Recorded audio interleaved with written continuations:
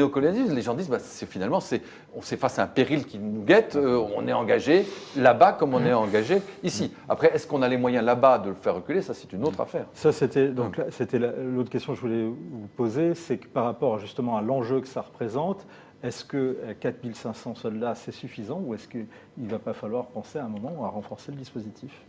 Mais le dispositif, il est déjà presque à son maximum. Oui, c'est pratiquement 1% du budget de la défense qui est engagé dans l'opération Barkhane. C'est 1 million d'euros par jour.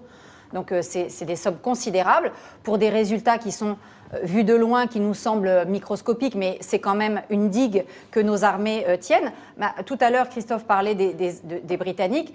Malgré le Brexit, ils restent quand même nos meilleurs partenaires, même s'ils sont faibles. C'est quand même les seuls qui ont quand même encore un peu le courage de venir nous soutenir dans le Sahel. Et toute la philosophie, et on sait, 1000 exemples nous prouvent que c'est atrocement difficile, c'est d'essayer d'organiser le retrait progressif de nos armées et la montée en puissance des armées locales, du Mali, du Burkina, etc.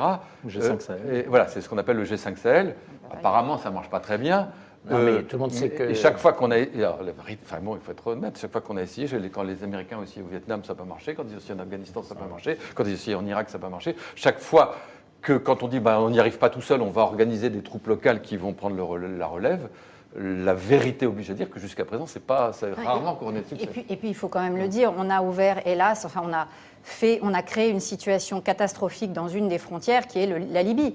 Je veux dire, si aussi l'État libyen a été fracassé comme il l'a été, et ça c'est une action de la politique française, c'est notre mission d'aller au moins essayer d'éviter que cette énième digue saute pour la zone sahélienne, vu qu'on a quand même participé un petit peu à la déstabilisation via la Libye. D'un mot, un renforcement éventuel peut-être du dispositif ou peut-être un plus grand budget pour les armées, justement pour pouvoir mener ce genre d'opération, serait un soutien dans Je pense que le soutien serait possible compte tenu de la finalité qui est extrêmement claire et cette notion de digue face à l'islamisme. Et c'est vrai que c'est ce que rappelait Alexis Brézé, ça fait sens chez beaucoup de Français, ça fait système avec ce point commun avec l'islamisme radical quasi cinématiquement sur le théâtre d'opérations extérieures.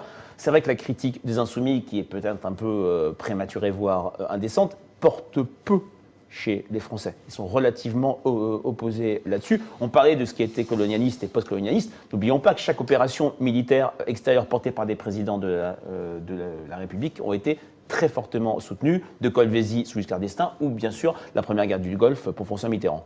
La vérité oblige à dire aussi que ce sont des troupes de métier. C'est-à-dire, si on demandait aux Français, on dit on va envoyer vos enfants là-bas, je ne sais pas comment ça réagirait. Non, mais enfin bon, il faut être honnête. Non, tout à fait. Les gens sont d'autant plus derrière que française. Voilà. Bien sûr. Enfin, ce que l'a dit, il faut quand même